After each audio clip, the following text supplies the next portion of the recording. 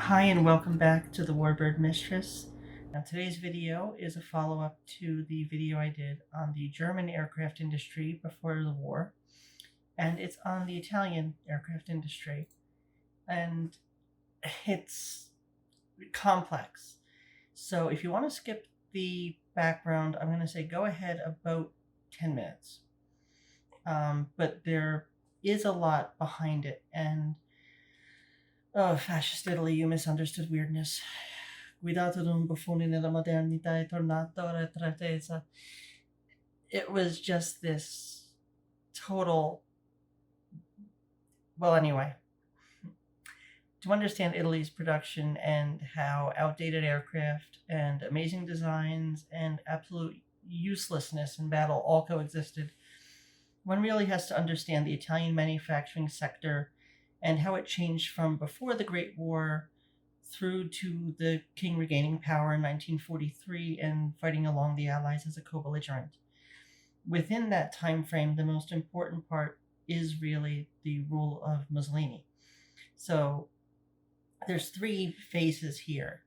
You have Mussolini's years prior to Hitler's Germany, Mussolini up to 1938, and then Italy after 1938. And the latter is not a gradual spiral, it's just the conclusion of a total free fall into inanity. So there is a lot of foundation here, but I feel it's necessary.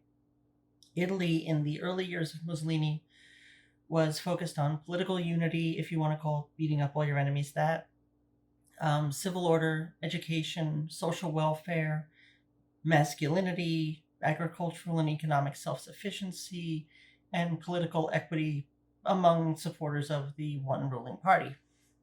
Giovanni Gentile's notion of fascism took hold after 1932, and this was a big shift. This kind of gave a foundation to what Mussolini was doing, and it codified most of the beliefs of the party. So, albeit it was published under Il Duce's name, and the essay was notably known as Le Dottrine del Fascismo, and it is ironically very quite different from what the writers of fascism initially would have understood to be their political movement. Now, Mussolini and Gentile focused more on an imperialistic, proletarian, anti-democratic, nationalist, corporatist nation. And these were principles that were envisioned by Enrico Corradini. This blended with the work of Filippo Tommaso Marinetti, who wrote the Futurist and Fascist manifestos, and he was a believer that violence was the driving power behind modernism, that the drive to the future could only be done through physical struggle. They rejected the inherent equality of man, let alone liberal egalitarianism, parliamentarism, and the potential of any member of society to improve themselves. So he set himself apart from the Bishop of Rome, apart from the movements that the kings had tried to do since the Risorgimento. It's a totally different approach to Italian society, and it's focused on this utterly masculine vision of force and violence as a means to national aggrandizement. Marinetti's focus on virility, physical education, literacy, and preparedness for total war as the ideal qualities of the state resonated with Mussolini. And the Italian population was forged in this model. Now we have to remember that this is the population that he is going to depend upon for manufacturing his war material and fighting his wars. Now, while ironically calling for universal suffrage, this was only as part of a technocratic view of society where there was no real opposition to the party and corporatism was in full swing. So you're seeing a lot taken from even some of the Marxist ideals, that you have this central decision-making force, and that's very different though from the Führerprinzip of Germany. The Führerprinzip was more noted in the idea of manifesting the movement in the leader. This was more about a core of values that were supposed to infiltrate all of society, and it was all at once. It wasn't this filtering of leadership. In fact, leadership had very little to do with what he considered to be a popular proletarian movement. So it's very different from fascism as it began, as it was elsewhere, and radically different from National Socialism. So it's awkward to say the least, but on paper it seemed like this would be an industrial modern powerhouse at its very foundations. And nationalist philosophers like Charles Maurras, the Romanticist and founder of fascism, Gabriele D'Annunzio, his Charter of Canaro, it was only in the basic form of a national syndicalist, corporatist productionism kind of idea. But Mussolini, who had been a committed Marxist for years, he preferred Corradini's idea because it fit into his preconceptions of what Italy needed. And this is why you see masculinity, imperialism, and national supremacy driving Italy, albeit not racial supremacy. Very different. We'll get into that. Whereas other fascist nations, it was unity, traditionalism, religion, and introspection. Portugal, Spain, after it had been liberated from the communists, Greece, even interwar Poland to many extents. In fact, Poland had probably would have made a great ally had it not existed. But so why is it important at all? Well, one, I have an unhealthy obsession with political philosophy. Why is it important to you? Well, you have to kind of appreciate how complex and oftentimes contradictory it was that all of this was thrust on a nation that had only been reunited in the last 80 years and where in the 2 generations ago, most people couldn't read. It was an agrarian, overwhelmingly illiterate, regionalist nation with little appreciation for a standardized language of the capital. Tuscan is basically Italian. A devotedly backwards and often lawless nation in many ways. Italy was not even ethnically united. I mean, I know that sounds obvious, but there was no concept of a northern Italian and a southern Italian, from the Mezzogiorno, being one country and one people. Northern Italians and Southern Italians could not understand each other. Italian itself was barely spoken. In the south, the Calabrese, Arberish, Greeks, Nabladans, and all the other smaller groups were mostly small-scale agrarian areas, poorly educated, and divided between Greek Catholic, Roman Catholic, and Orthodox, each in their own little villages and cities with their own dialects or even a foreign language unrelated to any of the Romance languages. And they all live side by side, with each having particular pride in their own little village and family, and I think those are interchangeable terms in many ways for them. Other cities had their excess population driven overseas by lack of work and the violence of the Risorgimento and organized crime. Rome was divided between the poor and the wealthy, the Gentile and the Jew, the newcomer and those who had been there since the Etruscans, all together. The secular academic crowd, the Jewish population, and some of the lower clergy who were outside the circles of the nobili neri, the black nobility of the Vatican, the inner circles. These were the most nationalistic within the city. And the philosophers and writers of the coming fascist revolution would come from these academics, the leaders of the Jewish population and the lower clergy, who were educated but still more in line with the Risorgimento than they were with their own bishop. The lower socioeconomic ranks of Rome and through the rest of the country moving south of Tuscany, so basically into the Mezzogiorno, religion and family directed life, and education was neither available nor generally valued. You were more worth to the family if you could stay home and work than if you could go off to school. Everything was highly localized. If you're going to leave, you're probably going to America, or Argentine, or Brazil. The royal nobility were far removed from the people. I mean, they were centered around Rome and court politics. The clerical nobility, as they called themselves, were likewise in the shadow of an occupying force. The Pope was a prisoner of the Vatican, as they called it, and forced into seclusion by the invading armies of unification, basically up until 1920s, when Mussolini and Pope Pius decided to no longer quite be that way. And the Concordat was a turning point in Italian history and turned a lot of these rural people towards Mussolini. Italy's performance in the Great War, however, let's go back to chronological order. Italy's performance in the Great War really did show these shortcomings in their population. The troops in the trenches and the mountain passes were skilled bersaglieri and alpini. where available. The average soldier was unlikely to be literate, and if he was, it was not to any great extent. The officer corps was socially, linguistically, and culturally removed from their troops. It was not an army that you wanted to take into the field because it did not have any sense of national unity.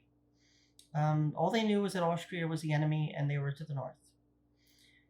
In the north of Italy now, so we're looking up, say, Piedmont and draw a line to the other side, well, the other side that speaks Italian, so to Venice and then down towards Tuscany. Industrial investment was much more present. The average Italian had a basic education. There were factories, there was a mining industry, the nobility and the clergy were less at odds. Industrial leaders and nobility were close at hand, and they knew their population, they knew their people. Many Southerners came northward, and it was these Southerners that made up the lowest working classes in the north. The locals had a mind towards making the most of these new modern opportunities, and they might not have wanted to work in a mine, but they could get somebody from Calabria or Naples to do it for them. And this is not to say that Italian industry was up to snuff in any way. Italy lacked natural resources, and that was not going to change because of the puffed up ego of Mussolini. Italy itself has always lacked natural resources. Rome imported food from Egypt. They imported timber from Lebanon. They imported anything they needed because they could. And Mussolini saw himself as the new Roman Empire, but he also wanted self-sustainability. And within the geographic limitations of the Italian kingdom, that was not going to happen. Steel and coal were especially needed. Italy could barely sustain herself. So the focus there was one that made sense, but also one that was not going to be able to be met. You couldn't meet the goals of self-sustainability when the actual material in the ground isn't there. So where does this leave us? But with a country with few resources, no revenue to support massive industrialization, and an unprepared, unmotivated, divided population. It's a great place to start. And not only did they take a chunk of Austria, but they want more land. See, this is the irredentism. So they have Libya and Eritrea, but they cost more than they bring in. Oh, and Albania too eventually, but we'll start with Libya and Eritrea. They cost more than they bring in, and it's really only in the latter that the locals experience any significant benefits, because in the former, they're killed. See, in Eritrea, Italian culture is predominant, and the locals served in civil service and the military. Intermarriage was frequent, and colonists make money off the lucrative Horn of Africa trade circuits and farming. Italy has been there since 1889, and there's a reason it's a home to some of the best Italian food. After in Albania, I'm actually saddened to say, and Italy to this day is seen favorably. However, little of this success back then meant economic returns for Italy. Neighboring Ethiopia is also not happy about the Italians surrounding them in Eritrea and the Somaliland. The Italians want more land, and they want revenge for their defeat at Ethiopia's hand in 1896. Now, Libya, which was taken from the Ottomans in 1911, in a war that saw the first offensive use of aircraft, is dependent on Italian colonists who can barely eke out a life in the terrain. And conflict with the Arab and Berber populations is a constant until the 1930s, when industry finally becomes the primary economic sector. 30% of economic activity in Libya is industrial. Another 30%, though, is administrative, just running the colony. And only 17% was agriculture. So Italy just throws money into Libya, and motorways are built across the desert, and this is done by Governor Italo Balbo, who was very famous interwar aviator. He was basically Mussolini's right-hand man. He was also famously anti-Nazi and vociferously against anti-Semitism. He was Marshal of the Air Force, Commander-in-Chief of Italian North Africa, and what did that get him except for 1/10 of the Libyan population? So the rest of the population was totally just alienated. And mostly that was Mussolini's idea. Balbo, in fact, started up the Diavoli Neri, also known as the Ascari da Cielo. This was the paratroopers. They were a unit of Italian paratroopers, which in total are called the Fanti dell'Aria, who were successfully engaged against the British on multiple occasions, and they were completely made up of the Arabs and Berbers of the area. But most of the local population was alienated and subjected to genocidal assault. And this is in the pacification of the Senussi rebels, 1928 to 1932. It cost 60,000 lives, and they expelled half the population of Cyrenaica. That's 100,000 Bedouin Arabs and Berbers. So there was no local force of labor. They basically just threw out anything that wasn't Italian. And the Italians that were there were mostly involved in either light industry or administration. I believe there were 2 secondary schools for the natives. There were almost 100 for the Italian population. There was no way of engaging the locals. So they were never... It was a colony that was just a dumping ground of resources, not one in which resources were being returned to Italy. And you may think at the moment, like, well, that's Libya. They've got the largest proven oil reserves in Africa. That's great, but they didn't know it was there. So oil couldn't be exploited. Nobody knew it was in the ground. And if they had been able to exploit the oil, that could have powered an Axis victory. Or it could have kept her on the side of the Allies. And I said that right. The side of the Allies. It must be remembered that Italy was one of the Allied powers in the Great War. Was considered an ally of Britain after the war through to the late 30s. France, except for when it was under socialist or communist power, France saw her as an ally as well. She was one of the victorious powers who got her share at Versailles.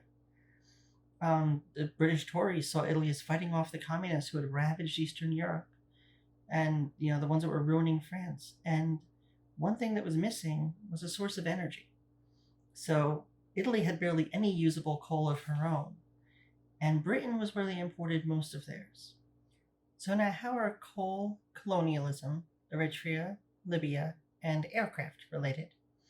It's tangled, and I'm going to refrain from any pasta jokes and give you a moment to either groan at the possibility or to make your own, whichever is appropriate. Done? All right. So, King Umberto, who had been assassinated by the anarchists in 1900, had pulled together northern Italian industrial leaders and motivated them to try to be like his allies of the Triple Alliance, Austria and Germany. And he wanted them to become modern and powerful, but he also had a major inferiority complex.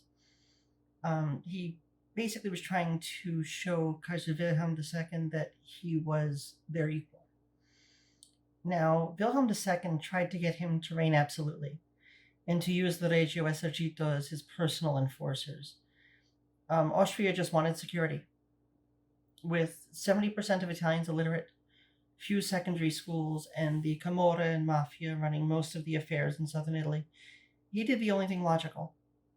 He invested in the military, made promises of military support to Germany, and failed to invade Ethiopia in one of the few colonial wars lost by European power. Because that makes sense. Italy was off to a bad start, a really bad start, and the steel industry kind of had a false start. Now, Vittorio Emanuele III reigned from 1900 to 1946, and he fixed much of the budget allocation issues, and he was the one that really drove innovation in the steel industry. Hydroelectric power and the Italian-invented Stassano electric arc furnace appeared to make up for the coal shortages, as they were at the time. Now, of course, energy is going to become more in demand over time. With this, Italy could finally enter the late 19th century. During the Great War, Italian steel production expanded as part of the war effort, and the field of ferrous metallurgy grew with production. After the war, the economic devastation that faced Europe and the fascist takeover in 1922 meant that there was a consolidation of the steel industry in this idea of corporatism. Unions were banned, miners were expected to improve production, electrical and traditional steel manufacturing were further divided into 2 separate fields of management by Mussolini's technocrat futurist cronies, and competition for resources drove up prices while production was stagnant or even dropping. So through the 1920s and 30s, Italy produced some of the lowest quantities of steel per capita. Despite all this focus on making Italy ready for war and creating this modern industrial power. For all that talk, for two kings, a world war, fascist futurism and corporatism, innovative northern Italian metallurgists and engineers, plenty of waterways for all this advanced hydroelectric power generation, a culture of academia, innovation, national pride, and a South that was exactly the opposite. And these were areas where Il Duce is still lauded for building primary schools, his concordat with the church, and filling in the marshes, especially filling in the marshes. So northern Italy, too much smarts, too little ore. Southern Italy, too much the poverty, too much the mosquitoes. Colonies, easily suppressed. Nobody thinks they're going to make money anyway. So that's all part of the problem. And imagine you're an aviation engineer or a designer.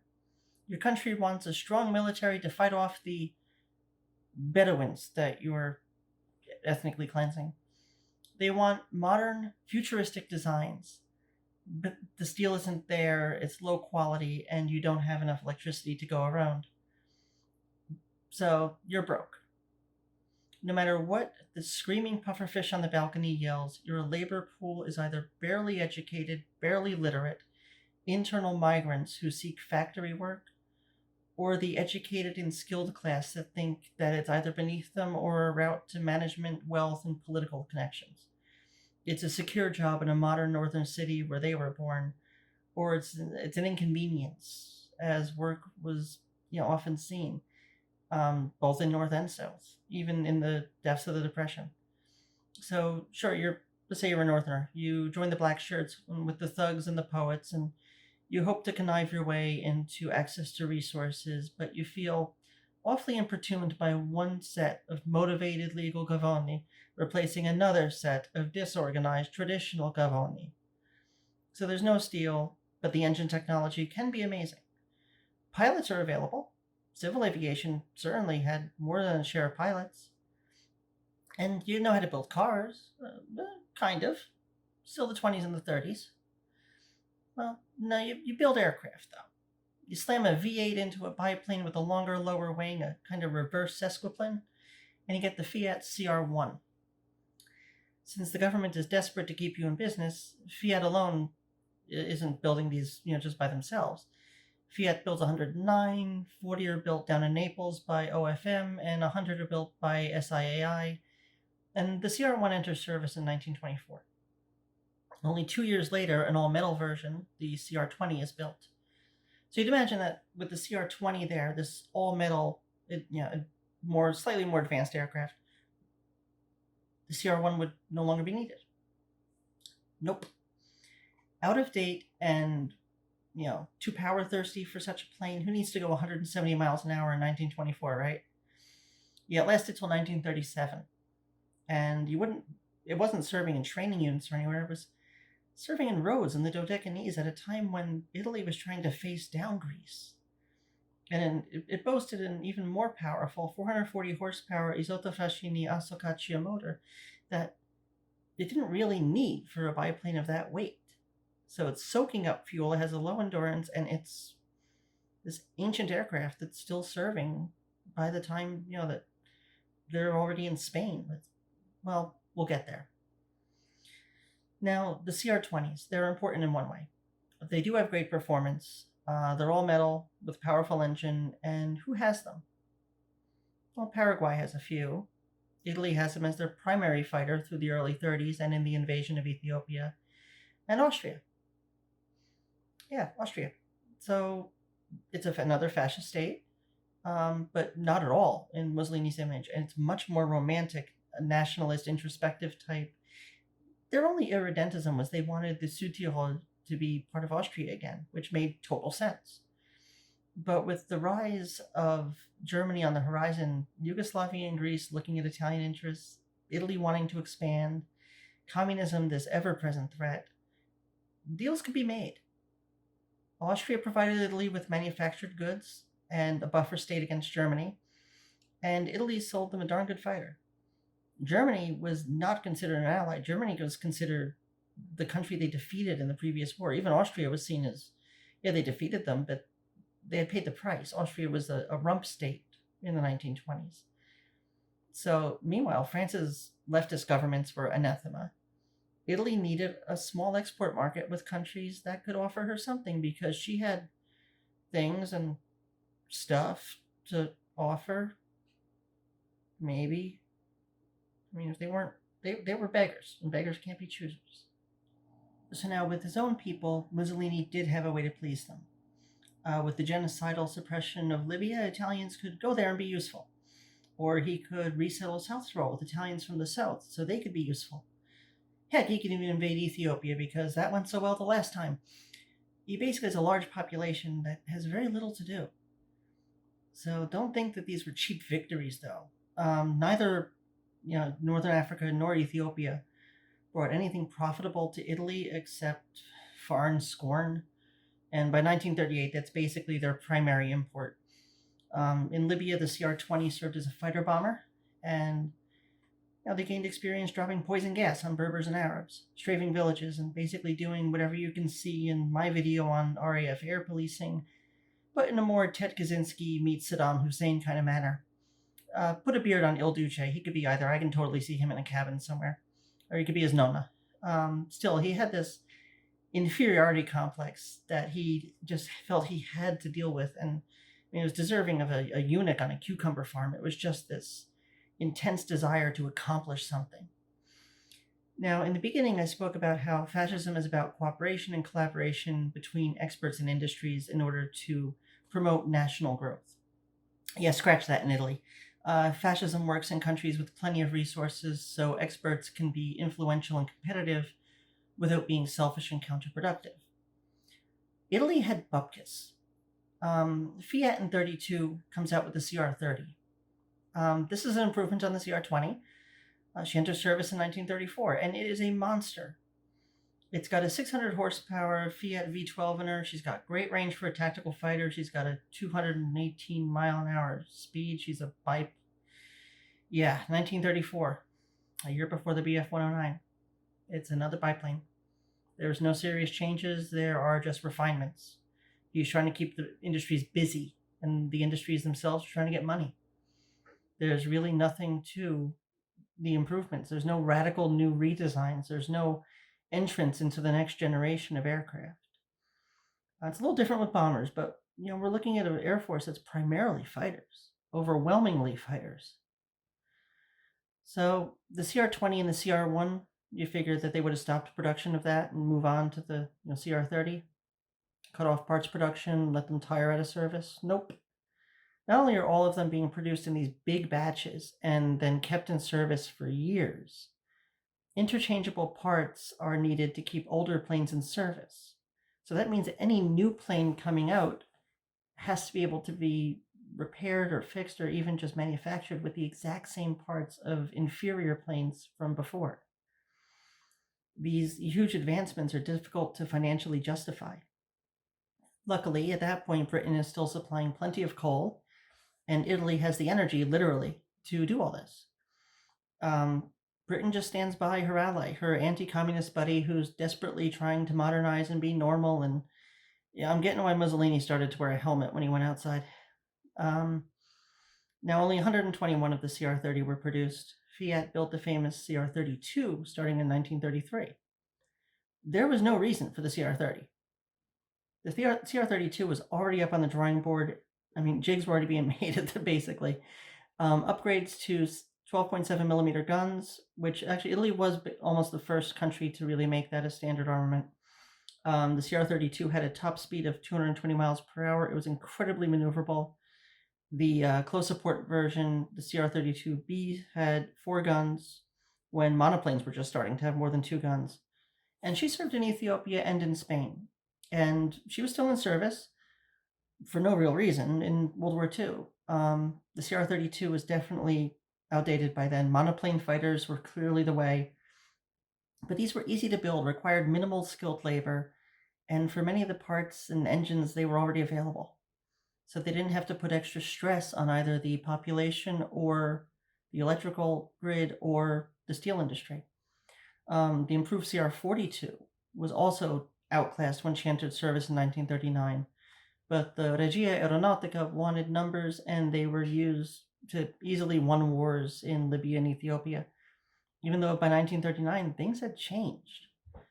Now the CR-42, of course, was extremely acrobatic, outflew many Allied aircraft in close combat, but in the long run, it was just it didn't belong in World War II. It's as if the Gloucester Gladiator had been continued in production into the war. That's kind of what you're looking at with Italy, is that they keep producing these old ideas. And anyway, these wars in Libya and Ethiopia had basically made Italy an uncomfortable trade partner. By 1937, her main ally and coal supplier, Britain, was having major coal shortages herself. Hitler was clearly growing in power. He was not going anywhere. And while the world looked the other way at the volunteers in Spain fighting the communists, and Libya was out of the reach of the press, and the war in Ethiopia left a sour taste to Italy's name.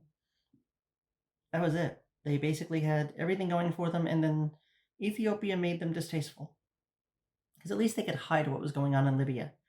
And in Spain, the so-called non-interventionalist approaches that Britain and other countries had focused on just meant that they accepted at face value that these Italians were volunteers, because nobody wanted a communist Spain. Nobody could afford one.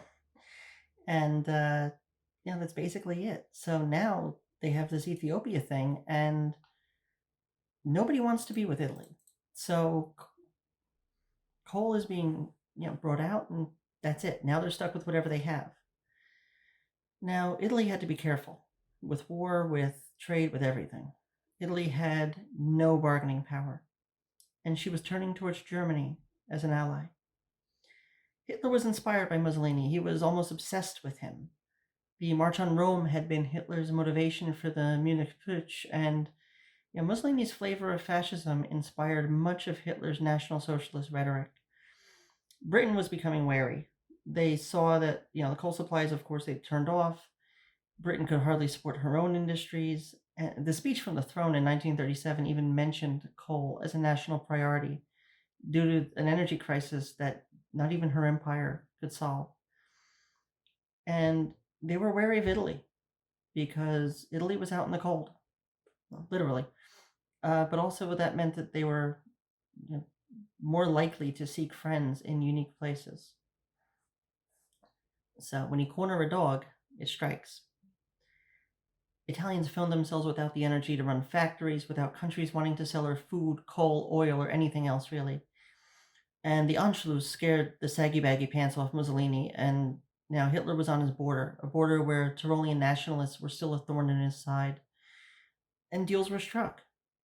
Hitler, his biggest fan, would become an ally of convenience and dread.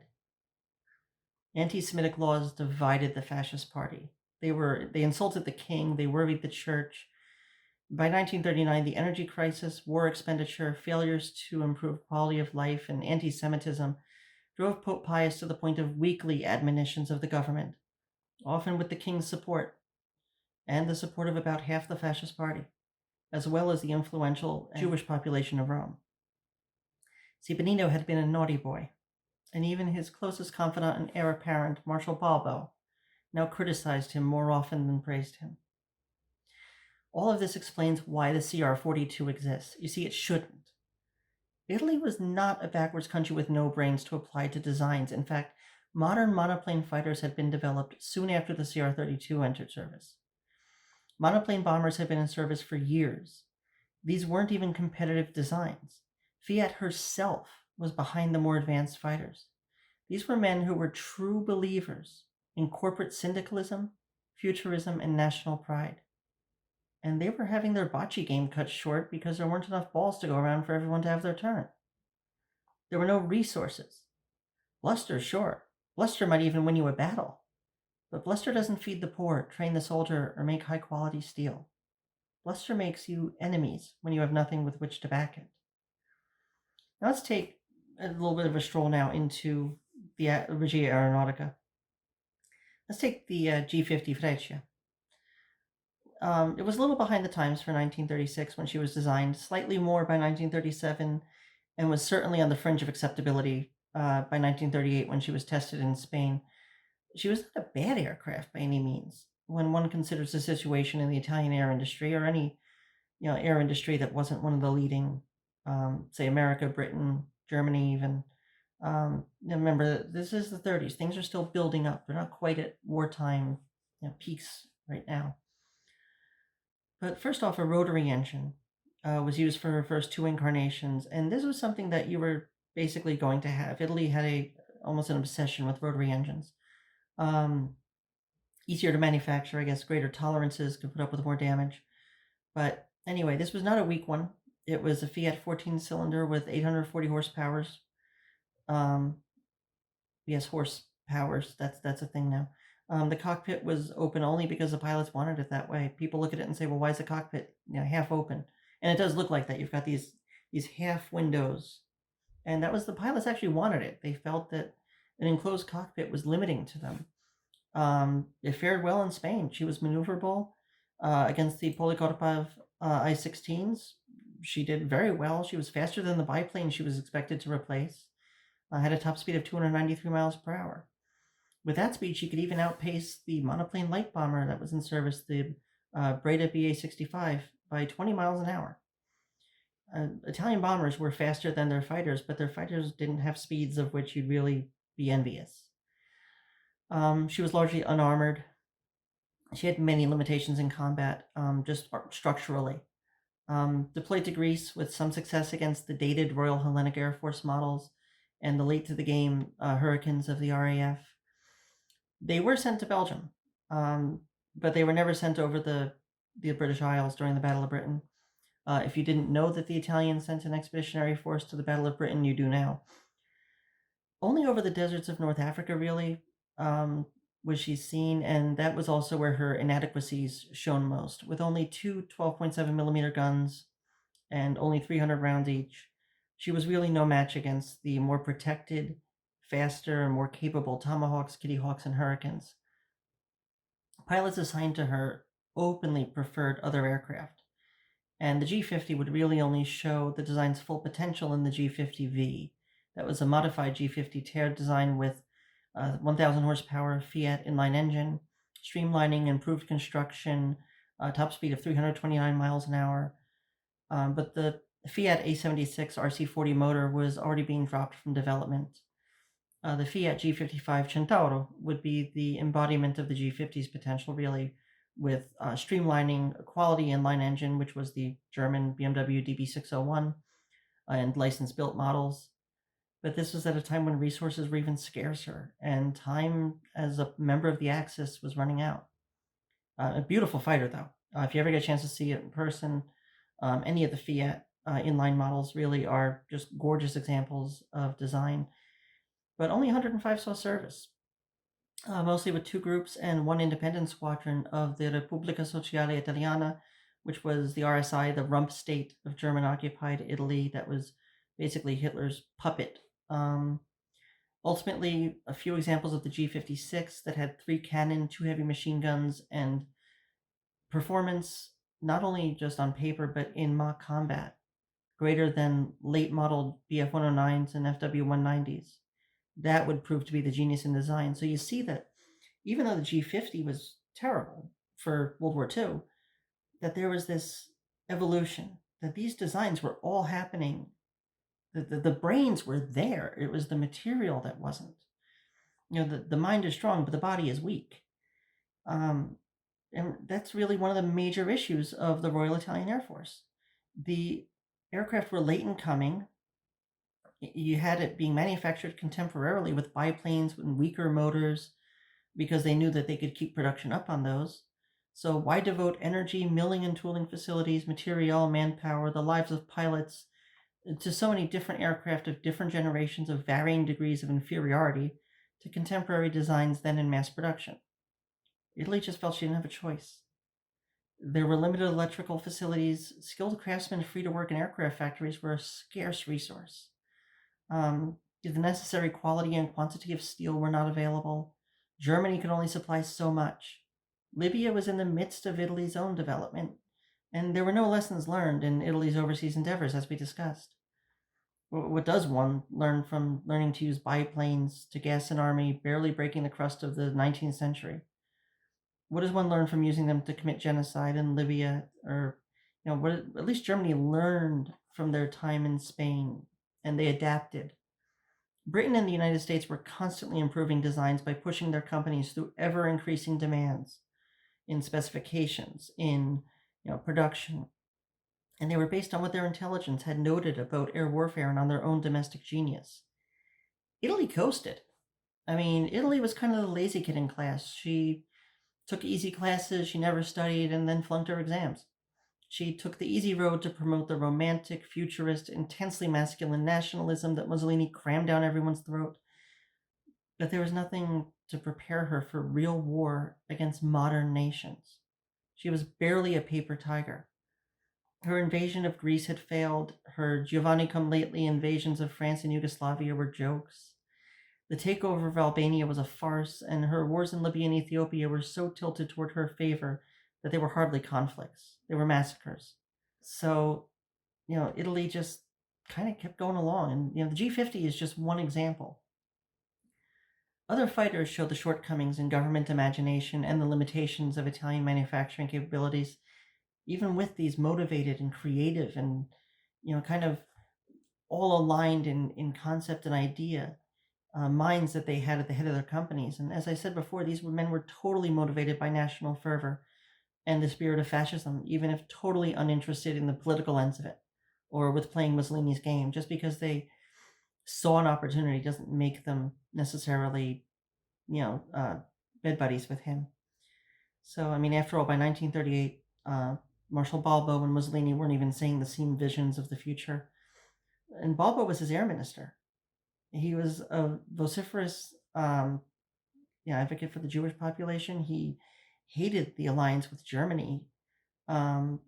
He smiled and he dealt with the Germans, but he just didn't like National Socialism at all. He was obedient, efficient, and even inspiring during the war. I mean, this was an aviation hero of the interwar period and a genuine patriot. It was him at the king's side when Italy changed sides in 1943. But that's the thing, he was a patriot. He may have been a member of the Fascist Party, and he may have been Mussolini's right-hand man, but at his heart, he was an Italian.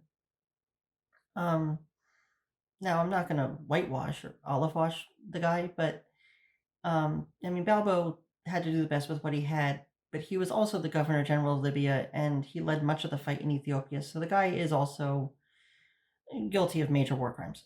But beside the point. So what did Italy think she learned in Ethiopia?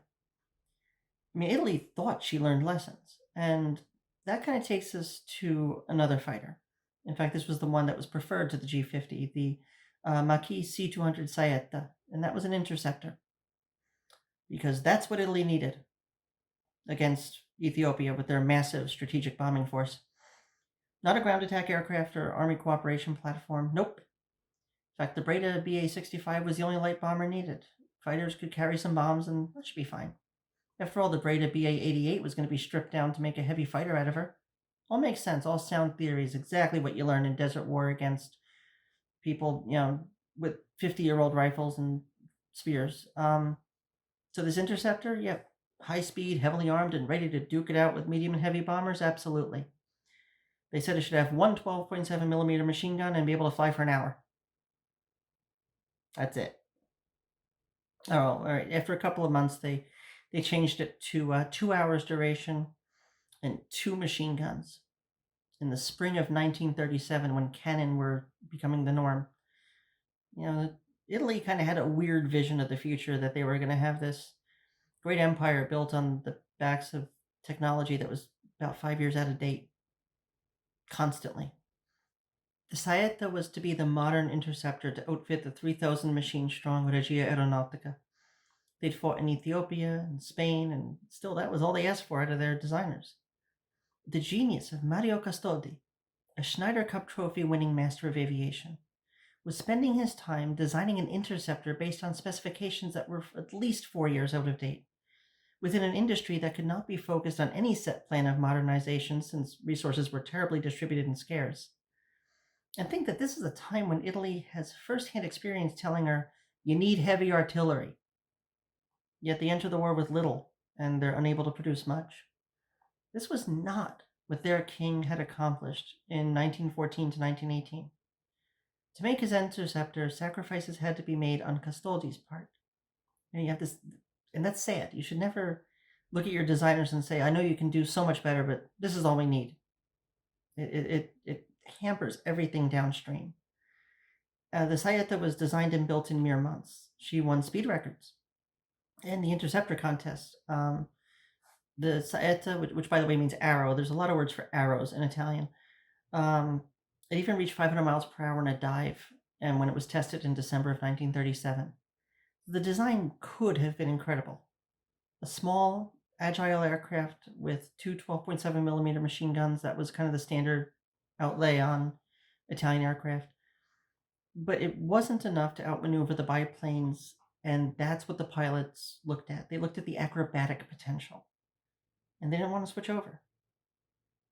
There was a romantic quality and a machismo to flying a biplane that could perform aerial acrobatics even if it couldn't compete with a 312 mile per hour top speed. And in the Saetta, and while 1,000 were made over the course of the war, they were obsolete by the time they were adopted into service. They still served alongside the G.50 and the CR.42 biplane. You have these kind of half generations in a line that are still for some reason being put together. And only with the Mach-E C202 Folgore, Lightning, finally something not named Arrow, in 1940 would she reach her real design potential. And in 1940, so when the Saetta was entering service, the Folgore with her Daimler-Benz DB601A1 inline engine, enclosed cockpit, streamlined fuselage, and 4 machine guns, too light, too heavy, they were already being tested. She entered service in 1941. This is what I mean about too many things going on at one time for a small industry with a high concentration of genius and a low concentration of material. Had the Italians pushed for performance and not just numbers and ease of construction? Had they pressed for steel and electricity from other nations? Had she more workers with even elementary educations to work in the factories? None of which had serious mass production capacity after all. So the Allies might have faced a much more prepared, much more capable Regia Aeronautica, not only in North Africa, but over Italy herself. The Folgore could outfly the Hurricane, Tomahawk, and Kitty Hawk. She flew at 370 miles per hour at 16,000 feet, so where most Allied fighters were handicapped. And yet, Mach-E dedicated herself to a fighter like this when sharing facilities with the grossly inferior Reggiani RE2001 and limited to poor production capacity of license-built inline motors. That the CO5 development of the Folgore in 1942 was built at all is almost a wonder. But where manufacturing capacity was lacking, genius was enterprising. The only problem with immeasurable genius is that it must encounter the very measurable limits of the tangible world. And I mentioned now Reggiani. The original model was the Reggiani RE2000 Falco, and this was a plane that was inspired by and resembled the Seversky P-35, the ancestor of the P-47. It was designed in 1937, and it consistently outperformed Bf-109Es in mock combat. But she had poor construction materials. She had insufficiently protected fuel tanks set in the center of the wing. Her performance characteristics weren't adequate for modern combat and field conditions. She was a walking fireball in front of Allied fighters. Her streamlined version, the RE2001, once again with the DB601 inline motor, was less capable than her contemporaries, with a top speed of only 337 miles per hour at altitude. She was designed as an interceptor, with few spare parts for a motor already scarce to obtain. It's confusing as to why they wasted energy on the 2001 while also building motors for the Mach-E Folgore in the same factory, and divvying out resources to an excellent and an outdated design simultaneously. Italy's steel industry by then was in shambles. Supply chains existed only on paper, and for sometimes 50 motors a month was a great figure. This was not a nation that should have been at war.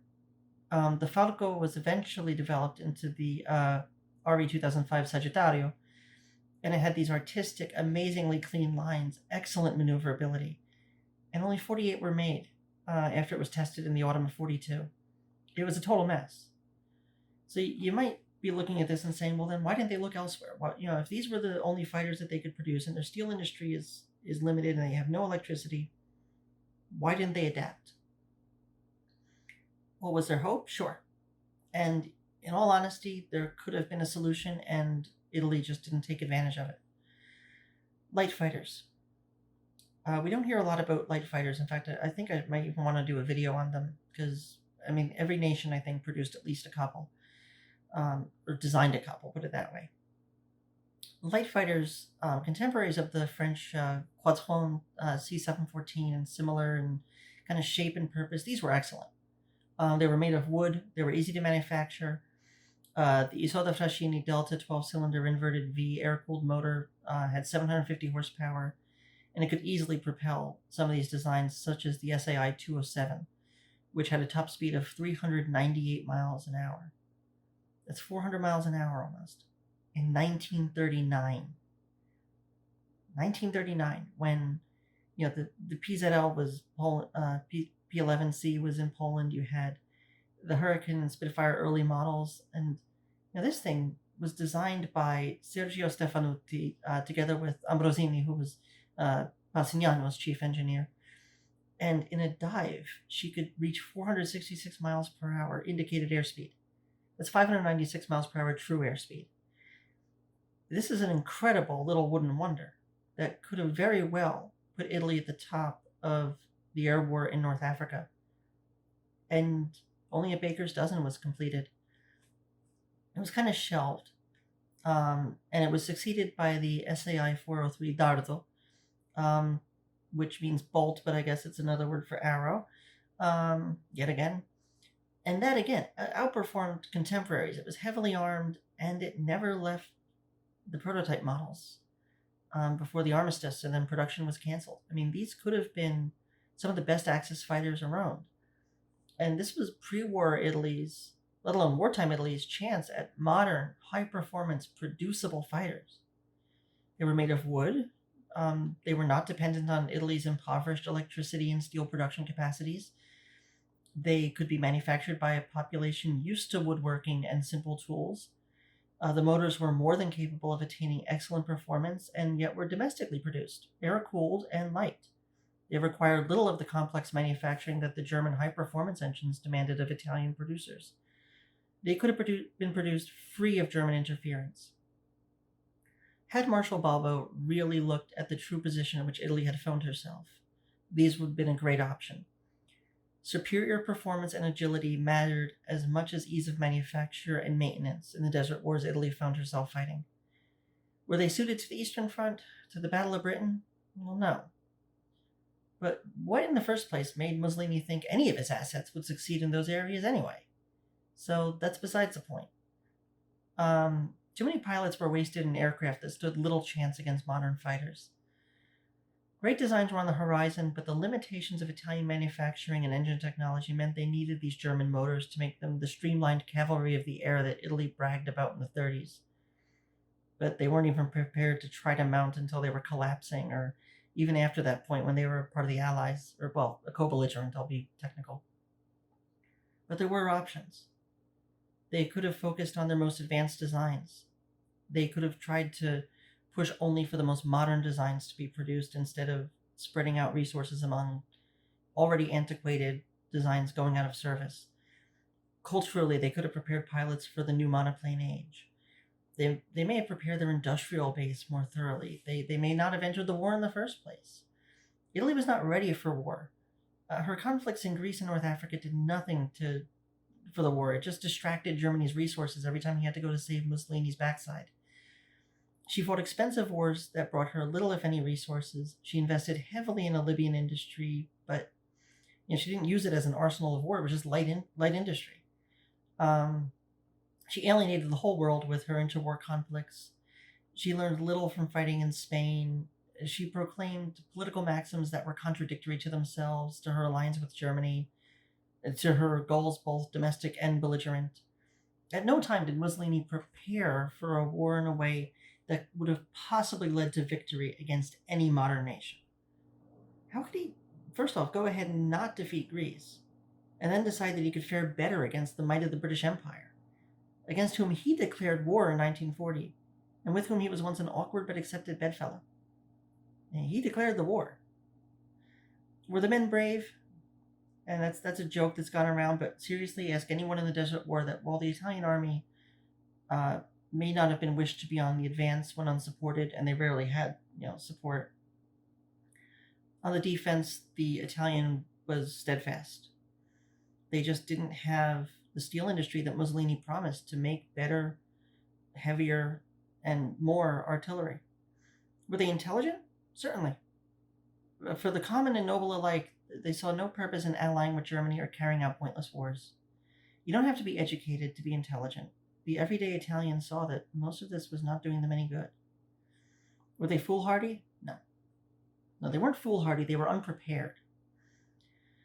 Mussolini, like a virus seeking a wounded immune system, thought he could take from Yugoslavia, France, Britain, and Greece in their hours of weakness. What he saw was not weakness, but misfortune. And there's a big difference. Italian aviation was as unprepared for the war as the barely literate peasantry were, who had been won over to the side of the buffoon on the balcony when he gave them their, preschools and pride, and when he drained the malaria-infested swamps, just as he drained Italian politics of those who wished evil against state and king in 1922. And that brings up a point, the king. The king who built up the steel industry, who encouraged technocracy, who modernized the electrical grid, who taught Italians to read, who got his share at the tables of Versailles, who learned from his father's mistakes. Vittorio Emanuele had set up Italy for success. Anarchists, Marxists, Social Democrats, and all the lot rode for his blood. And a decade before Mussolini stepped in, the man had done what his father could not in bringing his country into the 20th century. Kicking and screaming her broke butt off one cobblestone at a time down this path to modernity. Unfortunately, after 1922, Italy was not ruled by a wise king, but by a self-convinced pseudo-savior who had sought a place in the sun, but instead only delivered an underpowered bulb. In the end, it would be the Italian people who suffered from his errors and who would be set aright by their king, who ended the war against the Allies and then sided as a co-belligerent with them. It was he who forged the peace, and it was he himself who set Italy down the path towards Republican government. If only Italy had been realistic about her abilities, there might be words spoken of an intact, stable, neutral nation that sat out the war. Unfortunately, no number of coins in the Trevi could have made that happen. And there we have it, the state of Italian aviation and the state of Italian industry leading up to and during World War II. It's a tale of overestimation. Mussolini mistook bravado for tangible assets. He thought that anything could make Italy better, but in reality, he just floundered. And it's sad to see that some of the greatest designs of the 1940s and the greatest designers of the 30s and 40s were just wasted by a country that never should have been at war in the first place.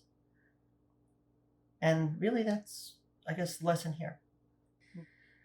So moving forward, we have two videos, the Luftwaffe at sea and the United States Coast Guard. Coast Guard 1's a major project, so I've been working on that one. Kind of put it aside during surgery, which I'm still recovering from, but doing well. If it looks like there were any clipped parts in here, well, there were, because I had to get up a few times. But recovery is going well, and I want to thank everyone for their messages. It was serious surgery, but safe surgery.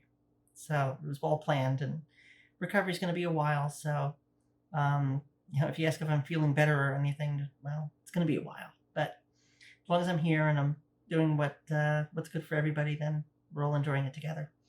But I am especially thankful to those who support the project, because I really can't do it without the financial support of viewers like you. Is that a copyrighted phrase? Anyway, for Patreon, I have to give a shout out to Michael Chumbler. He's the $25 top rank that joined this week. And, that really does mean a lot to me that you have that much faith in this project, because it is about the project. I'm just the one bringing it to you. Aviation history is something that all of us share. And it's something that we share not only because of our love for the technology or the romantic view of it, but because we want to remember our history. We want to remember our veterans. We want to remember, veterans of every nation. And even if we don't agree with what they were fighting for, at least we know that in the air, there's always been that nobility of the air war. And I think that it's amiss to miss out on anything that was put ourselves where we are today. And the air war was so important in World War II, but in order for that to have happened, the interwar period and the whole build up to the war had to be first. And literally, it was all one big progression. And I'm happy to read so many of your comments wishing me well and saying that you love that I cover the interwar stuff. And that's it's always interesting to me to see where, or rather whence things come and how things happen. And you can't understand, you can't understand a word until you get to its root, I would say. And I think that's what I'm trying to do here. But now also, I have now 7 patrons on Patreon. The link is below.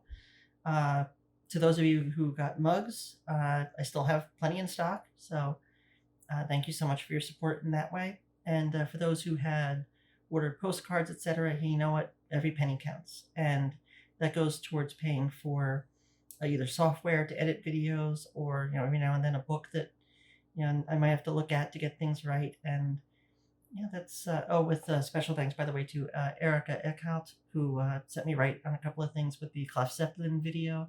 You might want to check that out. I always have to shave these down for details. In that video, I didn't go into as much detail as she offered in her comment on the YouTube video, so you might want to read that. But until the next time, I'm Claire, and I am the Warbird Mistress. Thank you.